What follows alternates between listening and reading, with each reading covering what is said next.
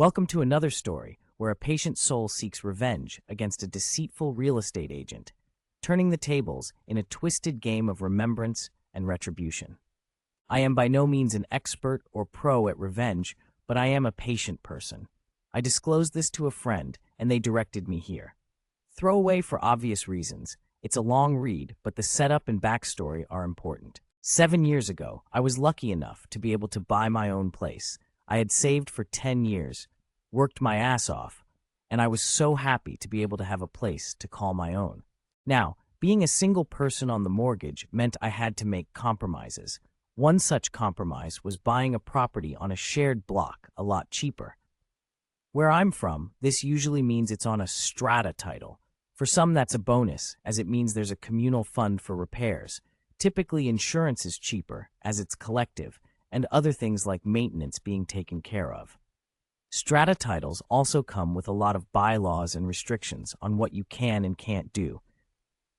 I'm a pretty private and introverted person, so having to deal with people and have limits on how I live was a no-no. I took my time, found the perfect property, shared block but freehold title. Only thing that was, I needed to pay public liability insurance for the shared walkway on the property, split equally between owners. The real estate agent is local to my area. There's also about 3 degrees of separation between us.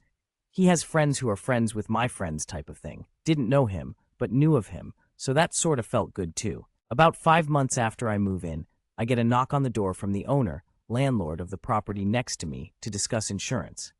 Not a problem. I ask for a copy of the policy so I have a record. It gets sent through, and lo and behold, it's for strata insurance.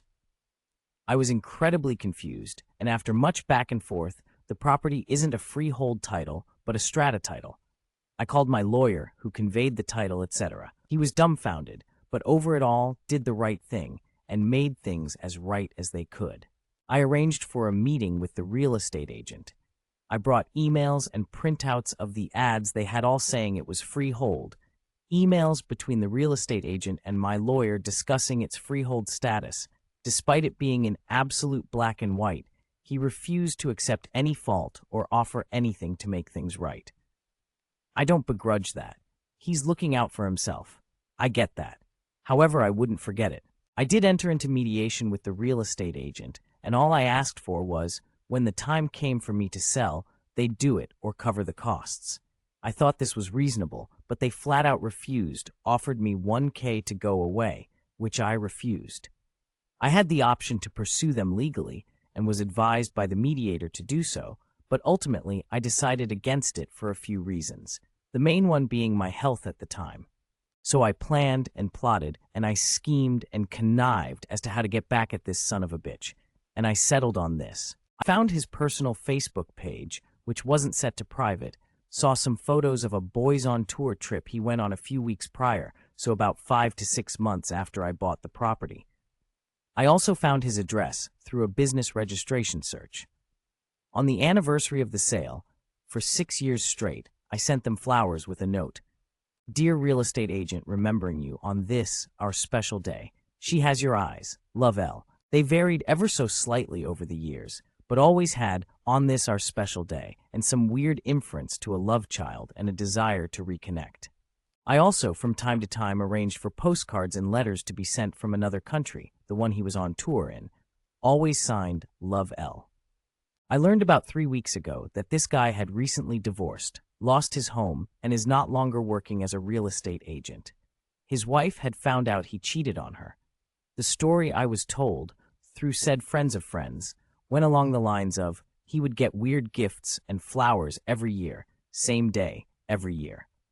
She, his wife, finally put 2 and 2 together and realized what the date was, and he admitted to cheating on her.